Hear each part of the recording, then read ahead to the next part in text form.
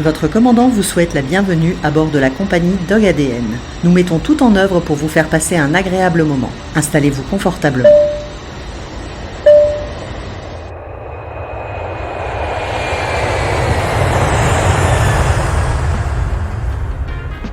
La concentration des ingrédients a été dosée de telle manière à ce que les produits soient isotoniques, c'est-à-dire qu'elle copie la concentration des sels minéraux présents dans le sang.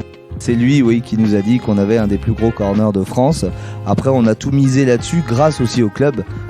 À coordonner tous les protocoles vaccinaux de toutes les nations. Donc on avait 28 nations de représentés et 734 participants. Même dans mes rêves, quand je me couchais le soir, j'aurais pas pu espérer une plus belle fête. Vraiment, il y a du phénix dans ce Atlas et m'a refait vivre aussi les années phénix. Cet épisode est très particulier. Je vous propose d'être avec nous au cœur de Plédran 2022, le championnat du monde de canicross qui avait lieu en France du 28 avril au 1er mai dans notre superbe région bretonne. À travers les interviews de marques présentes, iDog, OptiLife, Doggy Red, Tom & Co Plérin, Back on Track, tous ceux spécialistes du sport canin, ainsi que le retour d'expérience des acteurs incontournables de cette belle réussite, les vétérinaires, organisateurs, nous avons essayé de vous partager cet événement exceptionnel. Et nous ne pouvions pas clôturer cet épisode sans demander à Anthony Lemoine, notre champion français, l'émotion qu'il a pu ressentir lors de son 3e sacre durant cette compétition. Alors si vous êtes prêts, 3, 2, 1, top départ.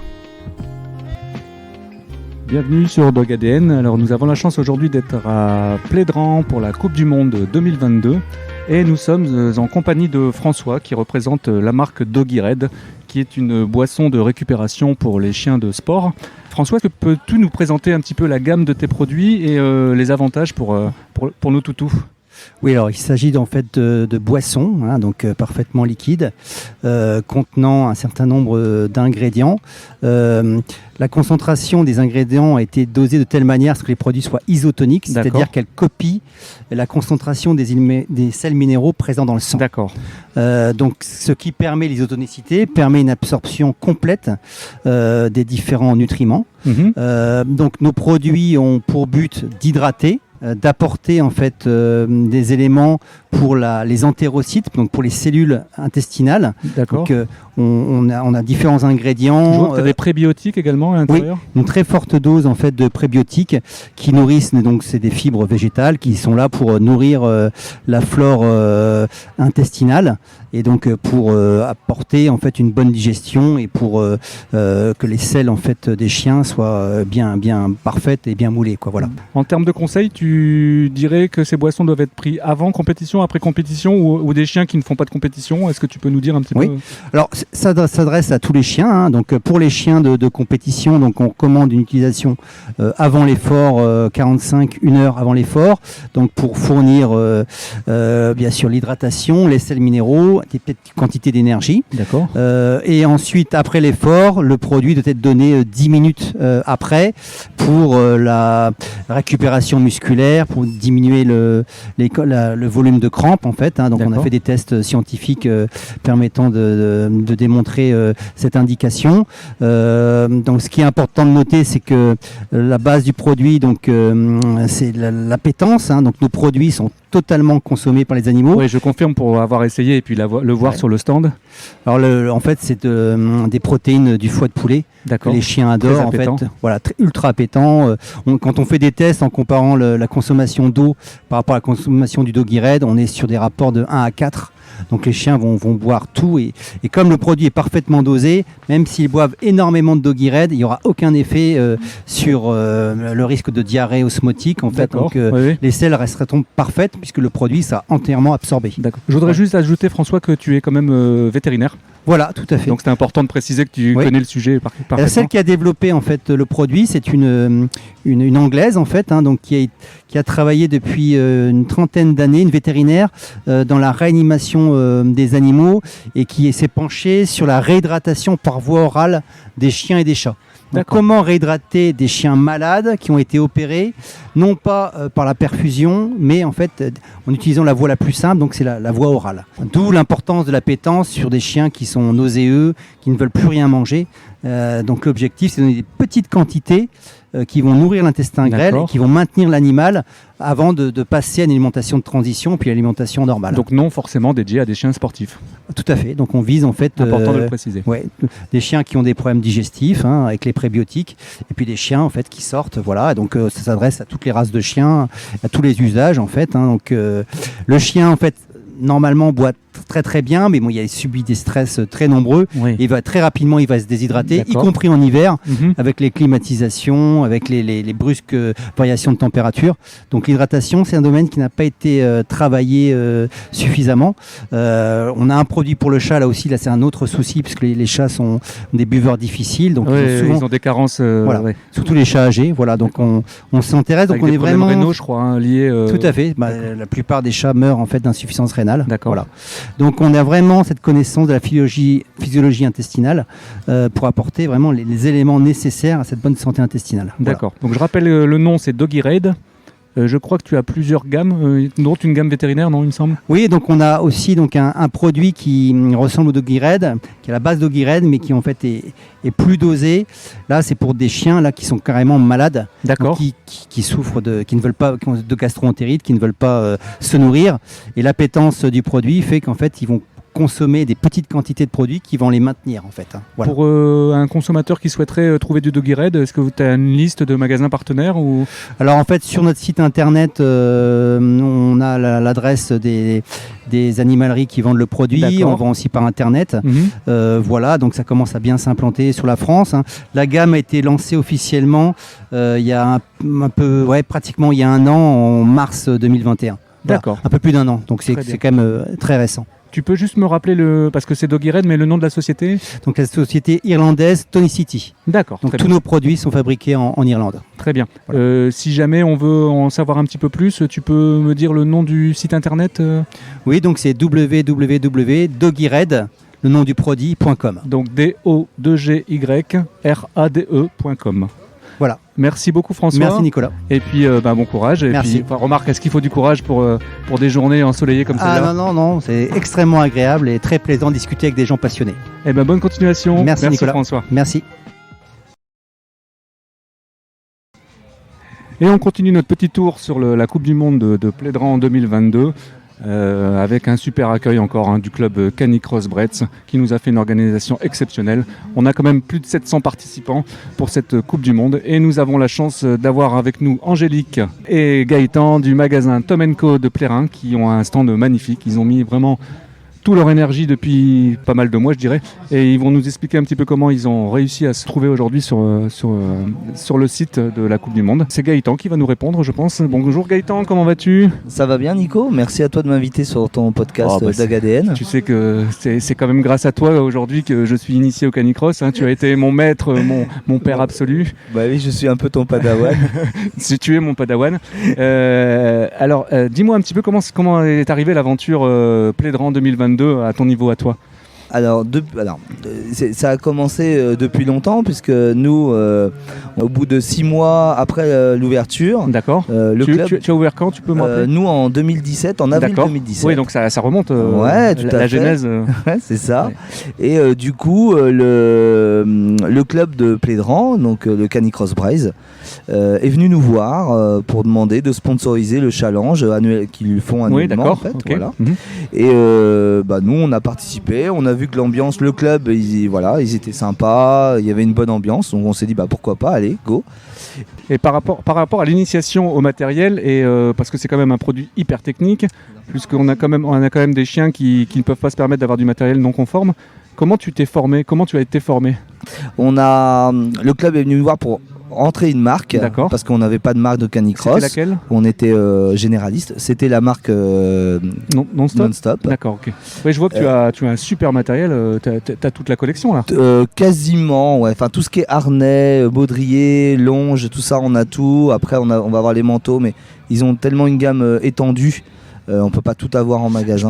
Je vais faire juste un petit aparté. Il me semble quand même que tu as un des plus grands corners en France de canicross dans ton magasin. Oui, enfin du moins en Bretagne. Je t'avoue que c'est quelqu'un qui s'y connaît plutôt pas mal, qui s'appelle Anthony Lemoine, qui m'en a parlé. Oui, voilà. Ouais, pour ceux qui ne connaissent pas, Anthony Lemoine est le champion du monde de canicross. C'est lui, oui, qui nous a dit qu'on avait un des plus gros corners de France. Après, on a tout misé là-dessus grâce aussi au club. faut pas non plus se voiler la face, parce qu'il nous a très bien formés d'année en année, et du coup c'est ça qui nous a permis aujourd'hui d'être quand même les leaders au moins sur la Bretagne en termes de compétences et de conseils sur les chiens. Mais alors on parle d'équipement bien sûr, mais il y a aussi, on s'est formé aussi sur la nutrition. Oui, ce qui est très important, et ça aussi en relation avec eux. Alors là, c'est nous qui leur avons un peu apporté notre savoir. Oui, parce qu'il me semble que toi, tu viens de l'agroalimentaire. Je viens de l'agro. Pas de bêtises. Tout à fait, ouais, je viens de l'agroalimentaire, donc j'avais déjà des notions un peu pointues sur le sujet. Et du coup, ce qui leur a permis d'évoluer aussi en nutrition pour leurs chiens et de diminuer les problématiques inhérentes aux chiens de sport, c'est-à-dire les problématiques qui peuvent être cardiaques ou articulaires. Est-ce que tu aurais éventuellement un conseil à donner, un seul, mais très très simple en termes de nutrition? Il faut, en nutrition, il faut vraiment regarder les dosages qu'on a en normal, et dès qu'on commence à courir, il va falloir adapter la dose de nourriture par rapport à l'effort, j'imagine. Par rapport à l'effort. Aujourd'hui, un chien qui sort 2-3 fois par semaine, on ne va pas le nourrir de la même façon qu'un chien qui sort pas ou sort en balade en libre. Parce que quand moi je parle de sortie, je parle bien de sortie attachée, tractée. Oui, en traction. Voilà. D'accord. Donc ça, et puis le démarrage, ça qui nous a été formé par le Canicross Braze, c'est de ne pas demander au chien d'en faire trop, parce que lui il voudra tout le temps. Partager des choses avec son maître, c'est quelque chose de formidable pour lui, parce que c'est double effet qui se coule, c'est la sortie, donc la balade, mais aussi le partage avec son maître, donc dans un endroit qui est pour lui hyper agréable.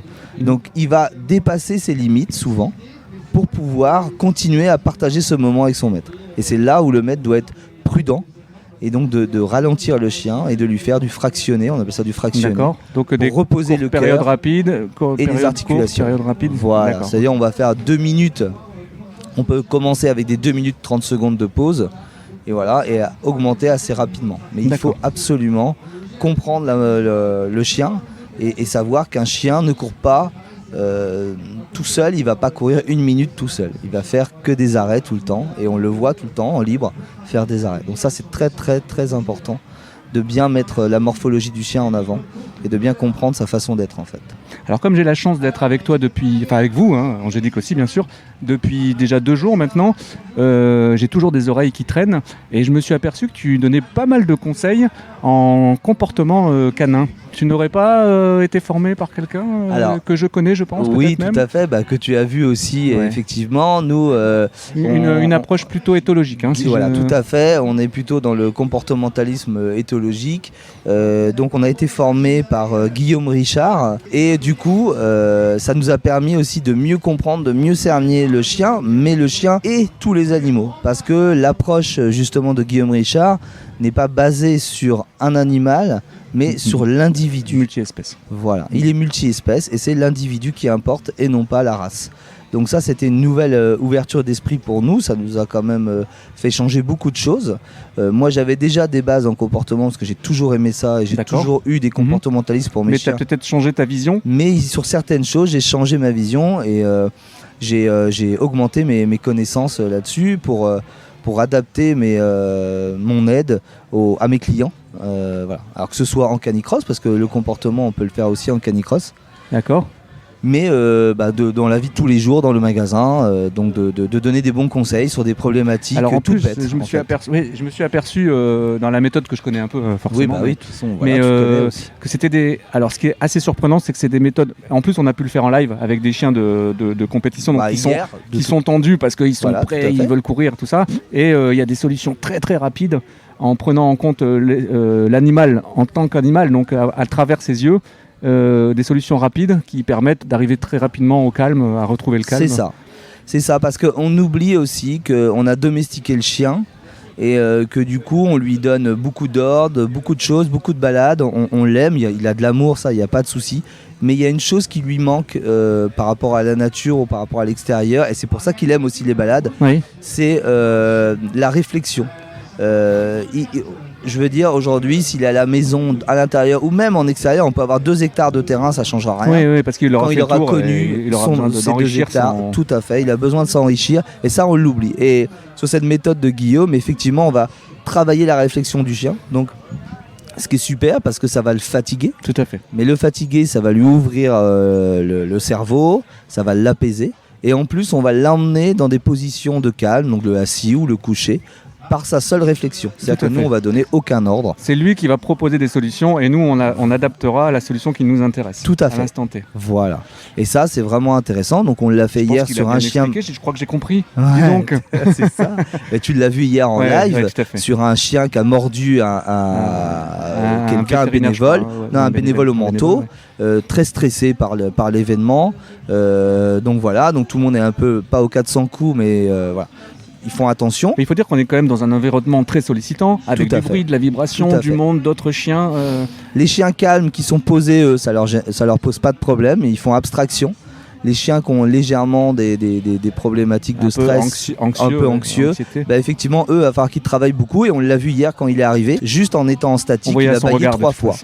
3 fois, il a baillé, parce que 3 fois, il a fallu s'oxygéner, parce que 3 fois, il était en pleine réflexion, en recherche de solutions. Qu'est-ce qui se passe ? Pourquoi il y a autant de bruit ? Pourquoi il y a autant de monde ? Voire même la fuite. Donc on l'a mis en position de calme. Il voulait pas venir me voir et tu as vu au bout de 5 minutes, il est venu de lui-même, on l'a caressé. Il était plutôt calme et détendu. Sans violence. Sans violence et il m'a pas mordu. À l'initiative du chien, c'est ça qui est pas moi. On ne va. Donc ça, un conseil pour Est-ce tout le monde. qu'on a envie de dire merci à Guillaume ? On a envie de lui faire un gros bisou. Est-ce qu'on n'aurait pas peut-être même envie de l'interviewer dans bientôt ? Si, ce serait bien. Guillaume, Guillaume, si tu m'entends, je pense que je vais bientôt t'appeler. C'est une bible en fait, voilà. Et donc il est très fort en comportement, mais il est très fort aussi en biologie animale. Et c'est ça. Lui, la différence qu'il va y avoir avec d'autres qui sont très bons, hein. Moi je critique personne, tout le monde a ses après, je pense méthodes. Qu'il faut avoir plusieurs cordes à son arc. Il y a tout le monde, il y a des résultats. On n'est pas dans la critique gratuite. Non, pas du tout, et à aucun moment. Mais l'avantage, c'est que lui, sur le comportement, il va nous expliquer ce qui se passe dans le cerveau, tout à fait, au niveau biologique dans le chien. Et ça, c'est vraiment important parce qu'on sait pourquoi et comment on va le faire pour pouvoir avoir les meilleurs résultats. Je crois qu'on peut le suivre sur Facebook, Instagram, maintenant TikTok, il me semble que j'ai vu, et il a son site PAM. Et il a son site PAM, ouais, tout à fait. Donc n'hésitez pas à aller jeter un petit coup d'œil et nous faire un retour. En tout cas, nous on valide. Hein. On valide, on survalide même, parce que nous ça nous a sorti. Là j'ai une cliente, je peux en parler parce que je vais sûrement l'interviewer dans le magasin. Pour des retours, parce qu'il faut aussi montrer aux gens que c'est important d'avoir un feedback. Voilà, il faut montrer aux gens qu'on raconte pas des bêtises. C'est une cliente qui a adopté un chien qui n'était pas fait pour elle. La SPA s'est trompée. Après ça arrive régulièrement. Trop speed, trop tout, qui mordait les doigts tout le temps, un mordier. Et voilà. Et du coup, c'est une dame qui est venue en magasin. On lui a donné des conseils. Elle a surtout bien suivi les conseils. Et aujourd'hui, à l'époque, elle était à 2 doigts de le réabandonner parce que c'était invivable. Les gens voulaient plus venir chez elle. Et aujourd'hui, elle l'a. Son chien s'appelle Léon. Et il est adorable. Et voilà, parce qu'elle a suivi les conseils simples. Ça n'a pas été. Est-ce que tu te souviens de notre expérience avec l'American Staff qu'on ne pouvait pas approcher? On était avec Guillaume. Si, tout à fait. Attaché à un piquet. Qui était très très agressif et adopté. Ouais. C'est Guillaume qui a mis une demi-heure. Je peux vous dire, chers auditeurs, que j'étais totalement stressé. Oui, moi aussi, c'était une première fois où on voyait un chien en live aussi agressif. Il n'était pas là pour faire du câlin et le retournement de situation a été assez impressionnant. En 30 minutes, ouais. Et moi, il m'a donné envie de continuer et j'ai une approche totalement différente aujourd'hui et merci Guillaume. Si on revient un petit peu sur le magasin Tom & Co de Plérin, avec Angélique, donc vous êtes conjoints dans la vie. Oui. Comment vous organisez qui fait quoi en fait? Alors nous c'est bien parce qu'on est très complémentaires. D'accord. Voilà, moi c'est plutôt la partie client, commerce, interview. Ouais, tu es la star. Et ma femme c'est tout ce qui suit derrière, tout ce qui est secrétariat, papier, comptabilité. Les collections, j'ai l'impression. Hein. parce des que collections. je vois voilà, c'est ça, tous les jolis achats. colliers qu'on peut voir sur ton stand que vous avez en magasin, j'imagine. Oui, tout à fait. Elle va s'occuper de tout ça. Design. Toute la partie renouvellement de jouets, de colliers, de nouveautés qu'on va trouver, qu'il faut prendre du temps pour chercher. J'ai envie de lui poser une question. Il faut lui poser une question. Angélique. Salut Nico. Tu vas bien? Ça va et toi? Quel temps hein. Super temps, super collègues. Venez en Bretagne, c'est magnifique. Super DogADN. Les gens sont sympas, c'est génial. Angélique, comment tu fais ta sélection de produits? Parce que j'adore tes colliers, je sais pas où tu as été trouver ça. En tout cas, moi, je sais que j'ai pris mes références. Alors, mes collections... Alors, écoute, les réseaux sociaux, beaucoup. D'accord, oui, donc tu suis beaucoup... je suis... Alors, ça a des influenceurs ou bien tu... Non, je suis abonnée à des marques. Par exemple, Hunter, c'est une marque Hunter, c'est exactement, ça, que j'affectionne particulièrement, qui font des super cuirs, qui ont des super collections tout le temps. Et en fait, sitôt que je vois une nouveauté passer sur Insta, souvent je les contacte en direct et je leur dis ah là là, ça sort quand? Je le veux dans mon magasin. C'est génial. Et voilà ce que ça donne. Donc, c'est bien chouette. Parce que je m'aperçois qu'en fait, il faut venir ici pour voir les nouveaux produits, comme ça je vais pouvoir les référencer chez moi. Avec plaisir, je te donne tout ce qu'il te faut. Il va falloir que je vienne une fois par mois. C'est ça. Faut me loger. En tout cas, ça a été un vrai plaisir de vous recevoir. On va continuer notre petit tour parce que le village est très grand. Absolument. C'est toujours un plaisir de vous voir. Les amis, si vous passez en Bretagne, venez leur faire un petit coucou à Plérin. Vous serez toujours bien accueillis. Et vive la Bretagne. Merci à toi, Nico. Merci. Et salut.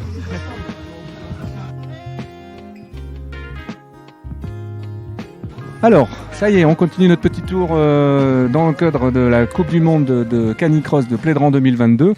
Et là, j'ai le bonheur de recevoir Stéphane de la société Sinotech, qui est donc distributeur de la marque iDog en France, si je ne dis pas de bêtises. Tout à fait. Et je me suis dit, tiens, c'est peut-être l'occasion de faire un petit peu le point sur la gamme iDog qui est quand même très riche, puisqu'elle va couvrir plusieurs disciplines. Est-ce que tu peux faire un petit résumé peut-être de la gamme, Stéphane, pour que nos auditeurs puissent comprendre et s'orienter sur le produit qu'ils désirent? En fait, la gamme iDog est une marque française, Made in France, Cocorico, qui a été créée il y a déjà 25 ans à peu près. D'accord. Notre ambassadeur est Anthony Lemoigne, que nous avons reçu sur ce podcast. Voilà. Et ce qui est intéressant aussi, c'est qu'il utilise son expérience pour le développement. Et son savoir-faire, d'accord. Pour des produits. Pour le développement et les évolutions, avec tous les retours terrain qu'on peut avoir, et on en profite d'autant plus avec un événement comme aujourd'hui. D'ailleurs, je rentre dans le dur tout de suite là, parce que moi j'ai vu une petite évolution, puisque je suis aussi ici pour conseiller les personnes sur leur matériel. J'ai vu que dans la gamme One, le X-Back, il y a eu quelques petites modifications qui sont très très intéressantes. Tu peux nous faire un petit point là-dessus? Tu viens tout de suite dans le vif du sujet. Ah oui, parce que écoute, quand les choses sont bien, il faut le dire.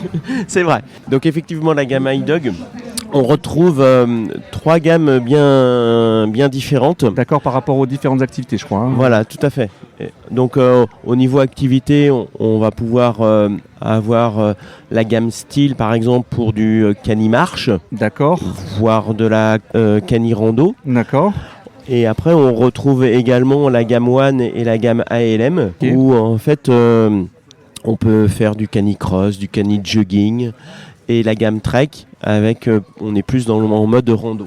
D'accord, c'est la gamme rouge, parce que on va aider nos auditeurs. Exact, elles sont très facilement reconnaissables par rapport aux couleurs. Puisque la gamme One est une gamme orange, la gamme ALM, donc celle qui avait été développée, je crois, avec Anthony Lemoigne, elle est en gamme bleue. ALM, pour la petite histoire, c'est A comme Anthony, L comme Lemoigne. C'est vrai. Que ça, c'est la petite natte, en fait. Et ensuite, on a la gamme Trek, donc qui est la gamme rouge pour la randonnée. Et il y a une nouvelle gamme aussi que j'ai découvert aujourd'hui, la gamme noire, et je ne sais plus le nom, la Red Light. Voilà, tout à fait. Alors pour revenir à ta première question et au vif du sujet par rapport à la gamme One, oui. Donc du coup effectivement une évolution est arrivée. Là on profite de cet événement pour le lancement de cette gamme-là. D'accord. Avec un réglage qui permet en fonction de la morphologie du chien de pouvoir ajuster au niveau du poitrail ou du cou, je crois. Et du cou. Donc, chose importante, c'est, on va dire, l'encolure. Oui. Au niveau des épaules, il faut que les épaules, on va dire, soient libres. D'accord. Et au niveau des aisselles, éviter tout frottement. Et avec un 4e point au niveau des hanches. Ok. Où également, au niveau du X. Il faut, voilà, exactement. D'où son nom X-Back One, avec maintenant un réglage qui permet d'adapter, on va dire, ce harnais-là à toute morphologie de chien. D'accord. si on parle de choses qui fâchent, en termes de tarifs, est-ce qu'il y a une grosse évolution sur ce produit ? L'avantage, c'est qu'on est sur un prix similaire, avec une évolution, on va dire, très intéressante pour le consommateur et le pratiquant. Il y en a plus dedans pour le même prix. Exactement. Merci iDog. Donc ça c'est ok. Ensuite au niveau, alors il y a la gamme Red Light que j'ai découvert. Donc apparemment Red Light est une marque très connue dans le monde des trailers. Les trailers, tout à fait. Et c'est une marque française. Ah, Cocorico encore. Qu'on associe avec iDog, qui est une marque française du coup. Excellent. Et donc c'est un partenariat assez fort. D'accord, avec un champion du monde français. Et intéressant, et un champion du monde français. Ok. Que peut-on ajouter à ça ? Que la gamme Redline est intéressante notamment par rapport au baudrier, où on retrouve un baudrier souple, léger, efficace, qui va répondre véritablement à la pratique du trailer. Donc gamme noire, hein. Je précise, parce que je parle en code couleur, c'est vachement facile comme ça à reconnaître. C'est exactement le pourquoi on reste sur du monocouleur par gamme. C'est génial. Si nos auditeurs veulent en savoir un peu plus sur le matériel, tu leur conseilles d'aller sur quel type de média ? Internet ? On va avoir un site qui est très bien fait sur le site iDog. Sur le site iDog, d'accord, avec toutes les spécificités de chaque produit. Voilà, tout à fait. Et après, on peut aussi, bien sûr, en relais, aller sur le site de Tomenko. D'accord. Et sur ton site, toi, Sinotech, vous pouvez nous retrouver aussi sur le site Sinotech, bien sûr. Parce que bon, c'est quand même important de parler de Sinotech, puisque c'est grâce à eux aussi qu'on a iDog en France. Aujourd'hui, je crois que vous êtes les seuls à... On est les seuls, on va dire, distributeurs, et avec un fort partenariat avec la gamme iDog, et surtout avec une force commerciale dédiée. Super. Écoute, hier j'étais en train de balader là, sur le parcours du Canicross et je me suis dit il commence à faire chaud, il y a un peu d'humidité, tout ça, et à mon avis les parasites vont pas tarder à arriver. Puis les puces, les tiques, les machins, les trucs comme ça. Et il me semble, si je dis pas de bêtises, qu'à travers Sinotech tu développes une gamme qui s'appelle Tickless, si je ne dis pas de bêtises. Oui, effectivement. On peut rien te cacher avec en fait. Des spécificités. Tickless, on la présente effectivement aujourd'hui, on en profite. Et effectivement, c'est une gamme, on va dire, qui est efficace. Attends, juste avant, je vais te couper parce que c'est pas bien, hein, mais j'ai oublié de dire un truc. Il n'y a pas une garantie de 5 ans sur iDog ? Oui, je voulais t'en parler, mais effectivement, maintenant la garantie est de 5 ans pour iDog sur toutes les gammes. Ça, c'est important d'en parler parce que ça prouve quand même que le fabricant, il est quand même plutôt sûr de son produit. Oui, et c'est vrai que c'est un confort et un argument aussi pour le magasin et pour le consommateur. Est-ce qu'on a une démarche particulière lorsqu'on rencontre un problème sur un produit iDog Aujourd'hui, la démarche la plus simple, c'est l'action, on va dire, entre le consommateur et le fabricant. En direct, d'accord. En direct. D'accord, sans passer par l'intermédiaire, à savoir le magasin. Exactement. Il suffit simplement, à l'aide de quelques photos et on va dire de la problématique identifiée. D'accord. On renvoie un mail au fabricant et le fabricant fait un retour en direct. L'adresse mail se trouve assez facilement ou sur le site internet, j'imagine ? Sur le site internet, et en plus il y a un QR code qui a été développé. D'accord. Ce qui fait qu'il suffit simplement de scanner, on a directement la demande de prise en charge. Donc il faudrait qu'on le mette en rayon à la limite. Ça pourrait être un plus. C'est bien les interviews. Super. Ça sert à ça. Donc si on repart sur votre nouveau produit là qui vient d'arriver, le Tickless, qui est le produit de saison, que si j'ai bien compris, c'est un produit totalement naturel, donc qui va éviter aux chiens d'ingérer des produits chimiques. Donc on va se rapprocher de la naturopathie et tout ça. L'intérêt, c'est qu'on est vraiment sur de l'antipuce et de l'antitique. D'accord. Sur un produit préventif, et le système et le fonctionnement est sur de l'ultrason. D'accord. Et on sait que au niveau ultrason, on est sur du 40 kHz. Ouais. Et tout ce qui est en dessous, tout ce qui est humain, chien, chat, animaux, il n'y a aucune interférence et aucune possibilité, on va dire, d'être embêté par ça. Sur les micro-organismes, enfin entre guillemets les micro-organismes, si on considère l'insecte comme... Voilà, tout à fait. Et ce qui fait qu'on est vraiment sur un produit préventif. D'accord. Et ce qui est intéressant, comme tu le dis, Nico, on n'est ni sur de la matière active, ni sur des produits chimiques. D'accord. Et la durée de vie de ce produit-là, en fonction de l'utilisation, elle va être entre 8 et 12 mois. D'accord. Sur le produit à pile, mais on a également un produit rechargeable. Donc Tickless, Tickless, 2S. LE2S. Donc voilà. Ça, je pense que si on le met en moteur de recherche, on peut retrouver le produit assez facilement si on veut plus d'informations. Sinon, n'hésitez pas à vous rapprocher d'un Tom & Co. Puis on va le retrouver chez Tom & Co. de toute façon. Oui, tout à fait. Ok, super. Bah, dis donc, vous avez une gamme quand même qui est bien complète. Alors pour terminer, parce que tu as une gamme qui est aussi très intéressante que j'ai découvert en même temps sur le stand, c'est la marque Urgo. Oui, Kurgo. Urgo. Avec un K. Voilà, ça y est, je fais des mélanges. Kurgo, donc Kurgo. Voilà, qui sont des produits apparemment de très bonne qualité au niveau finition. Tout à fait, puisque on va commencer par la garantie qui est à vie. Ah oui, effectivement. Ouais. Donc on a une robustesse et on répond à un cahier des charges puisque tous les produits, c'est des produits qui sont dédiés, on va dire, au transport et à la sécurité de l'animal quand on est en mode transport dans la voiture. D'accord. Et ils ont tous été soumis, ces produits-là, au crash test. Ah oui, d'accord, ok. Donc on peut avoir des produits assez intéressants sur de la tyrolienne qui permet d'assurer, on va dire, la sécurité du chien, mais il reste libre sur l'arrière du véhicule. D'accord. On a aussi, quand on transporte un animal, besoin de protection, des sièges notamment, ou de la protection dans le coffre. D'accord, donc tout ce qui va être transport. Tout ce qui va être sécurité, protection du véhicule. Et dans la marque Kurgo, on a également aussi activité et loisirs. Donc c'est une gamme où on va retrouver des produits comme des chaussons ou des chaussures. D'accord, pour éviter les chiens, coupures et tout ça, ou post voilà, pour la neige, pour la... D'accord. Et pour les canicrosseurs, il y a du chausson ou ça sera plutôt pour la cani-balade ? C'est pour la cani-balade. Parce que rappelons quand même à nos chers auditeurs, mais qu'ils le savent, parce que s'ils écoutent Dog ADN, c'est que c'est des gens très bien, c'est que la température élevée sur le chien qui a les 4 pattes au sol, ça peut avoir de très gros traumatismes au niveau des coussinets, puisque la température ressentie dans l'air et au sol est décuplée. Tout à fait. Donc attention aux papates des toutous. Et ça peut être aussi des produits qui peuvent être utilisés par exemple en mode trek, rando, montagne. Oui, avec les cailloux. Pour éviter, dans les perriers par exemple. D'accord, ok, super. Bon écoute, Vas-y. Tu peux en rajouter sur Kurgo parce que la gamme est très étendue et très intéressante. On a aussi des douches pour justement nettoyer les pattes du chien avant de le rentrer dans le véhicule. Donc pour les gens, les nomades. Exactement, par exemple. La van life. Tout à fait. Ouais.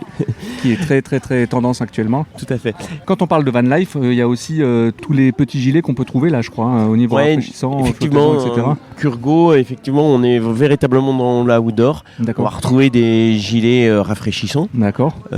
Thermiques éventuellement, en fonction de la situation. Le principe, de la c'est quoi saison. Il faut le mouiller et il rafraîchit, ou bien c'est déjà... On le mouille au préalable. D'accord. Et ça fait une protection sur le chien. Ok. Par l'eau qui va faire une coupure thermique. Voilà, tout à fait. Et la couleur aussi, plutôt, on va dire c'est plutôt clair, hein, pour pas prendre les rayons du soleil. Voilà, tout à fait. Et on a aussi un gilet très intéressant, notamment au bord de côte, où on a du gilet de flottaison. Ah, le surf and turn, je crois. Ou surf and turf, ou je sais plus, un truc comme ça. Oui, je l'ai vu. Il y a une collègue qui l'utilise en paddle et effectivement, c'est bien pratique. Oui, mais je voudrais faire le paddle justement, donc je m'étais renseigné et j'avais repéré celui-là. Bon, on va se faire une sortie paddle. Ouais, c'est ça. Par contre, faut initiation parce que j'ai encore jamais fait. Pas de problème, on poussera pas. Ancien véliplanchiste, mais pas paddle. Bon, en tout cas, c'était super sympa. Je sais pas ce que t'en penses. Merci à toi, Nico. Est-ce qu'on n'est pas bien ici ? Première pour moi. Est-ce qu'on n'est pas bien ici ? Tu t'en es très bien sorti. Est-ce qu'on n'est pas bien ici ? Bah écoute, on est bien accueillis. Moi, je dis, les Bretons sont sympas. Et la montagne vous gagne, mais la Bretagne aussi. Hein. Merci beaucoup. Merci à tout le monde. Et bon séjour en Bretagne. Merci à toi, Nico. Salut. On continue à faire notre petit tour avec les différents protagonistes. Et là, je suis avec Philippe de la marque Versallaga. Est-ce que vous connaissez Versallaga avec sa marque phare OptiLife que vous connaissez certainement. Philippe, est-ce que tu peux nous parler un petit peu de la gamme puisqu'elle est quand même très très riche ? Oui, alors bon, d'abord peut-être bonjour Nicolas, merci de me recevoir. Avec plaisir. Voilà, donc d'abord peut-être situer un petit peu Wurzellaga. Voilà, on est un producteur international d'aliments pour animaux domestiques. Hein. Donc on produit des aliments pour oiseaux, pour rongeurs, pour basse-cour, pour chevaux. Tout à fait. Très connu et leader européen en alimentation oiseaux-rongeurs. Mais on fait également des aliments pour pigeons, bien sûr. On est très connu aussi, leader mondial. Mais on fait des aliments pour chiens et chats déjà depuis 50 ans. Alors on nous connaît moins, mais Wurzellaga fabrique des aliments depuis 50 ans. Aujourd'hui, tout est commercialisé sous la marque Wurzellaga avec une gamme haut de gamme à haute digestibilité qui s'appelle OptiLife. Tout à fait. En ce qui concerne OptiLife, on a deux gammes de produits distinctes. On a la gamme OptiLife qui a été lancé en 2014 mais qui a déjà subi de nombreuses améliorations, 3-4 améliorations en termes d'emballage et de composition, toujours des améliorations nutritionnelles. Au niveau de composition, qu'est-ce qu'on pourrait dire en termes de mots? Alors OptiLife, c'est une gamme à haute digestibilité. Oui. Hein. On est sur une gamme haute digestibilité adaptée en fonction de l'activité et des besoins du chien. Donc on a 4 aliments chiots avec 4 tailles de croquettes différentes, mini, medium, maxi et un toute race. D'accord. On est sur 2 appétences, poulet et saumon. Ensuite, on passe sur des aliments à l'entretien, mini adulte, medium adulte, maxi adulte. Et puis, on a des spécificités pour problèmes digestifs à base d'agneau, spécial digestion. Spécial plus pour des problèmes des gens qui sont sensibles aux problèmes de peau, de pelage du chien. Donc voilà, donc on a un skincare, soin de la peau, saumon. On a des produits adaptés pour les chiens en surpoids ou qu'on veut faire maigrir, donc ou des chiennes stérilisées. Donc des aliments light stérilisés avec 2 types de croquettes, 2 tailles de croquettes. Senior, même chose, 2 tailles de croquettes, donc adaptées pour les petits chiens ou les grands chiens. Oui, donc tu vas couvrir quand même. Voilà. Et puis on a un aliment à haute énergie, à 4002. L'actif, tout à fait, qui est surtout ici Nicolas à Plédran, dont on parle beaucoup à Plédran. D'ailleurs, on l'a conseillé à des gens qui avaient oublié le sac et que la transition s'est très très bien faite. Voilà. Donc vu qu'on a beaucoup de compétiteurs ici. De Canicross, qui recherchent des aliments à haute énergie et c'est un aliment qui répond. Alors la caractéristique principale de cette gamme OptiLife, c'est qu'elle contient toujours de la viande en premier ingrédient. D'accord. Hein, donc soit c'est important de le préciser. Poulet, agneau, saumon, et puis on arrive avec du riz en deuxième ingrédient. Le riz est pour nous sans doute la meilleure des céréales pour le chien parce que c'est une céréale de qualité à dégradation lente. Donc avec un indice glycémique qui est plus bas que le maïs ou d'autres hydrates de carbone. Il faut préciser qu'on travaille du riz de provenance européenne. D'accord. Et qu'on est très sensible à ça, de travailler le plus possible avec des matières premières. Avec une empreinte CO2. Voilà, empreinte CO2 basse, régionale, des matières premières plus régionales. Donc le riz est du riz européen. Donc voilà en ce qui concerne la gamme. Alors bien sûr, c'est une gamme complémentée avec des minéraux, des vitamines, les nutraceutiques qui aident à améliorer la santé du chien, des prébiotiques. On met de la carnitine, chondroïtine, etc. Glucosamine, chondroïtine pour les articulations, etc. Donc ça c'est la gamme OptiLife. Et donc, et une récente, je crois aussi. Et donc, on a lancé ici à l'automne la nouvelle gamme OptiLife Prime, qui elle est une gamme sans céréales. D'accord. Alors, contrairement à OptiLife qui contient du riz, mais en quantité limitée, la gamme Prime ne contient pas du tout de céréales. Donc il n'y a pas de maïs, il n'y a pas de blé, il n'y a pas de riz. D'accord. On est sur des teneurs en viande beaucoup plus élevées. De quel ordre à peu près ? On est sur du 45-46% de viande en premier ingrédient, soit du poulet, soit du saumon, qui vont apporter jusqu'à 35 qui vont apporter donc une teneur totale en protéines de 35 à 35%. Protéines animales, je précise parce que c'est important de le préciser. Ouais. Donc on est sur des produits beaucoup plus protéinés, avec des teneurs en graisse de l'ordre de 20%. D'accord. Et il n'y a pas de céréales, comme je l'ai dit. Voilà. Maintenant, pour faire une croquette, il faut savoir que pour faire une croquette... Il faut constituer un dur, Voilà, dans un extrudeur, donc c'est la fabrication de la croquette, le cœur de la fabrication, on a besoin d'un liant. À liant, donc on a besoin d'amidon. Et là, donc on va travailler des sources d'amidon qui ne sont pas de céréales. On va travailler avec de l'amidon de pommes de terre, de la pomme de terre et du pois. Mais en quantité limitée. D'accord. On va arriver à 22% de pommes de terre et de pois contre la gamme OptiLife où on est sur des 30-35% de riz. En riz. Donc on est sur des taux de glucides beaucoup plus bas. D'accord. 20-22% de taux de glucides et contre 30. Tu as un indice glycémique qui est assez faible, c'est ça? Un indice glycémique qui est très très faible dans la gamme Prime. Moi, ce qui m'intéresse, c'est ce qui va intéresser mes auditeurs qui ne sont pas là aujourd'hui. Quels vont être les avantages particuliers de la gamme Prime et à quel type de chien est destinée la gamme Prime? C'est ça qui est intéressant. On a des chiens aujourd'hui qui sont sensibles aux glucides. Tout à fait. Les chiens diabétiques, tout à fait, des chiens en surpoids. Et donc, il y a aussi une demande du consommateur aujourd'hui qui veut donner en priorité de la protéine animale à son chien. D'accord, tout à fait. Et on a oublié que le chien est avant tout pas un carnivore au sens strict, mais un carnivore majoritaire qui doit manger principalement de la viande. Il peut manger de la protéine végétale, mais en quantité limitée. Et donc, ici, on répond à la demande physiologique du chien en lui apportant principalement de la protéine animale en plus grosse quantité. Alors attention, avec Prime, on est sur des aliments très protéinés, donc attention, l'excès est aussi mauvais que la carence. Pour l'assimilation. Voilà. Trop de protéines n'est pas bon. Surtout pour un chien qui est non sportif. Voilà. Ou un chien, je veux dire, un chien traditionnel qui fait sa petite promenade. Il peut recevoir du Prime, mais il faut vraiment respecter les dosages. Il ne faut pas donner plus qu'il ne faut.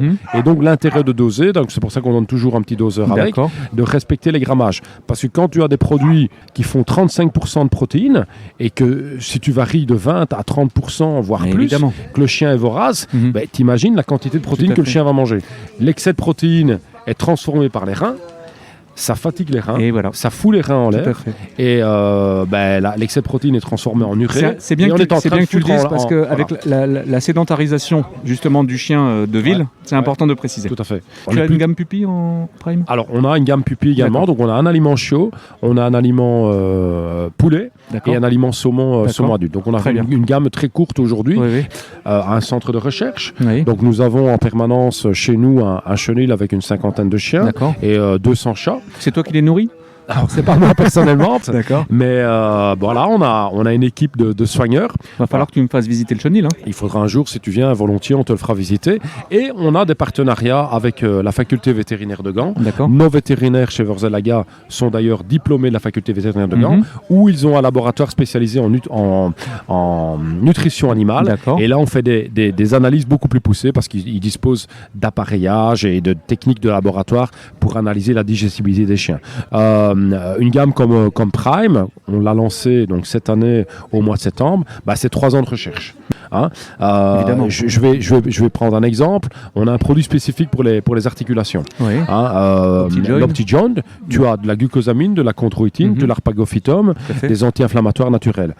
Il s'agit de matières actives qui agissent au niveau de milligrammes. Dans une croquette, on est à un moment donné limité parce que tu as l'extrusion. Et voilà, on ne sait pas en mettre des quantités. Et la cuisson, etc. Donc on a l'Optijoint qui est spécifique pour les articulations. Voilà. Chien de sport notamment. Chien âgé peut-être. Chien âgé, donc il y a de l'arthrose. Les chiots, je sais pas. Des chiots également, mais on est plus sur du chien âgé, du chien sportif. Donc ça a de la glucosamine chondroïtine, ça renforce le cartilage, ça évite l'usure du cartilage, et l'arpagophytum a un effet anti-inflammatoire. Voilà. Et alors le tout sur un support de levure de bière. Voilà, ce sont des milligrammes, et donc pour avoir quand tu incorpores des milligrammes, il te faut un support. Et donc on a le support de la levure de bière, on a un produit très appétant, c'est en poudre. Voilà. Après tu as Opti Air. Donc on a d'une part l'Opticoat pour la peau. C'est de l'huile de saumon. Quasi pure à 99%. Avec un peu de bêta-carotène. Sous quelle forme? Liquide. Donc l'huile de saumon, on a 2 conditionnements en 250 ml et en 1 litre avec un bec verseur. Voilà. C'est bien pour les multi-chiens, les propriétaires. Oui, tout à fait. Donc on est sur de l'huile de saumon d'Écosse. Donc on fait très attention avec nos sources, donc très riches en acides gras essentiels. Donc l'huile de saumon, elle a un effet sur la peau, sur le pelage. Ça a un effet anti-inflammatoire parce que les acides gras essentiels ont un effet général sur la santé. Et puis on a un produit plus spécifique pour le poil et pour stimuler la mue et la pousse du poil, c'est l'Opti-Air. Tout à fait, que j'utilise personnellement. Pour mon chien, pas pour moi, t'imagines. Qui lui est en granulé. L'Opti-Air. Après, on a également dans la gamme Europharma, on a un produit qui s'appelle OptiDigest. Alors OptiDigest, comme son nom l'indique, optimale digestion. Donc là, on est sur un produit Microbiote ou... Alors, on est sur un produit, un chien peut avoir par moment des troubles intestinaux. Ça se traduit par de la diarrhée, des selles plus liquides, des selles plus molles. Et donc, il faut remettre de l'ordre dans tout ça. Et donc, le produit contient de l'argile montmorillonite. Donc, ça va avoir un effet nettoyant et drainant au niveau de l'intestin. L'argile et le psyllium vont absorber l'eau en excès. C'est un petit peu ce qui se passe en France avec ce que vous appelez le smecta, quand on a des problèmes digestifs. Mais après, les bonnes bactéries sont parties. Donc il faut recoloniser. Tu as des prébiotiques qui vont recoloniser l'intestin. Et donc on aide la flore intestinale à se remettre en marche. Et c'est un très bon produit qu'on conseille pour des transitions d'aliments.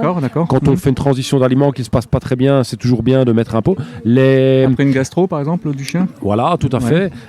Et puis, je pense aux chiots, qui sont quand même assez fragiles. La période du sevrage, le stress quand il quitte l'élevage, des transitions alimentaires d'un chiot. Et puis, les diarrhées passagères. Le chien a été mangé quelque chose qu'il fallait. Et qu'il fait trop chaud. Après, on dit que si la diarrhée persiste, allez voir votre vétérinaire, on est bien d'accord. Allez voir votre vétérinaire, il aura des produits encore plus spécialisés, plus performants à ce niveau-là. Et puis dans la gamme Oro-Pharma, on a également une courte gamme de shampoings sans parabènes. Tous ces produits sont fabriqués par Wörthselaga parce que ça fait partie de notre mission. Wörthselaga veut être, je t'ai dit tout à l'heure au début de l'interview, que Wörthselaga est un producteur. Donc notre objectif, c'est vraiment de commercialiser des produits qu'on fabrique. Oui, très bien. On fabrique nos aliments. On maîtrise l'environnement. Ce qui veut dire que dans un sac de croquettes, comme OptiLife que tu as dans ton magasin ou ailleurs, sur base du numéro de lot, on sait tout retrouver parce qu'on maîtrise tout. Où est-ce qu'on peut retrouver toutes ces informations? Est-ce que vous avez un site internet, je pense? Oui, alors tu retrouveras tout ça sur le site wörthselaga.com, qui est un site international, et puis tu prends la division France et tu auras le site, toutes les informations en français. Voilà, donc Wörthselaga est situé la maison mère est située en Belgique. Et nous sommes présents dans la plupart des pays européens. Donc on a un site multilingue. Et maintenant, on s'exporte de plus en plus. On trouve de l'OptiLife en Amérique du Nord, au Canada également, parce qu'on a les agréments pour exporter nos produits là-bas, des produits de qualité. Quelqu'un qui voudrait avoir plus d'informations, vous avez un service client ou quelque chose comme ça? Alors, aujourd'hui, le meilleur service... On est là pour répondre, mais... Le meilleur service, on dit toujours, ce sont d'abord nos distributeurs, que l'on forme, qu'on essaie d'informer au mieux. Ils font un excellent boulot en magasin, bien évidemment. Et puis, après, on a une équipe commerciale. On a une équipe commerciale qui est là. On n'a pas aujourd'hui un vrai service client comme par téléphone. Ades, ça viendra certainement avec le temps. Avec le succès. Maintenant, on a des chefs produits chez nous qui sont aussi très disponibles, qui peuvent répondre au téléphone. On a beaucoup de demandes par Internet sur notre site. Les gens peuvent poser des questions. Les gens peuvent poser des questions. Et là, les questions vont soit vers les vétérinaires, vers les commerciaux, et on y répond le plus rapidement possible. Ce que je te propose, c'est que tu me donneras toutes les informations et je les mettrai en lien pour les auditeurs qui voudraient vous contacter. Nicolas. Ça marche. Merci beaucoup de m'avoir consacré du temps, parce que là, merci à toi. Il y a beaucoup de monde, c'est du bonheur. On passe un super week-end. C'est génial. Il fait super bon aussi en Bretagne. Et c'est un beau succès de foule. On voit de plus en plus de monde arriver et on est vraiment très contents. Entre toi et moi, il n'y a personne qui écoute. Elle est pas belle, la France? Elle est magnifique, la France. Et en plus, la Bretagne, c'est beau. Et en plus, c'est pas loin de la France. C'est pas loin de la France, comme disait Coluche. Et ils sont sympas. Ils sont très sympas. Merci beaucoup à toi. Et merci, puis, Nicolas. Profite bien de ce séjour. Alors, on va faire un petit tour du côté de chez Back on Track. Est-ce que vous connaissez la marque Back on Track? Certainement si vous êtes issu du milieu équin, mais peut-être que vous ne savez pas qu'il y a toute une gamme qui est disponible pour les toutous, nos amis les toutous. Alors, j'ai la chance d'avoir quelqu'un qui représente la marque, très sympathique d'ailleurs, que l'on a pu rencontrer aujourd'hui et qui va nous faire découvrir la marque Back on Track, son historique et puis toute la gamme, tout ce qu'on peut vous proposer, soit sur Plédran le temps de la Coupe du Monde, soit dans les magasins, mais on va vous en dire un petit peu plus. Alors, bonjour, merci beaucoup de m'avoir consacré un petit peu de temps. Est-ce que tu peux déjà me présenter la marque Back on Track déjà? Je pense que ça peut être sympa. Alors, la marque Back on Track, déjà, c'est une marque suédoise. D'accord. Et ça regroupe 3 gammes, les chevaux, les humains et les chiens. Okay. Et tous nos produits, que ce soit les vêtements, ou les protections articulaires humaines, chevaux, chiens sont faits à base de fibres de céramique. D'accord. Donc c'est de la poudre, des minéraux, entre guillemets, l'argile, le kaolin, la tourmaline, qui est infusée, mélangée à haute température dans la fibre. Dans le textile. Oui. Voilà. Et ce qui permet au contact de la peau du chien, du cheval ou de l'humain de capter la chaleur corporelle, parce qu'on dégage naturellement de la chaleur corporelle, et de la refléter par ondes infrarouges. D'accord. Quelle va être la destination de ce type de produit? Pour quel type de chien? Pour tout type de chien, ça peut être soit de la prévention ou de la récupération. D'accord. Ou pour soulager des pathologies telles que l'arthrose, les rheumatismes. D'accord, donc ça peut être aussi en curatif par rapport à des chiens vieillissants ou des chiens qui ont post-opératoire ou Exactement. Oui. D'accord.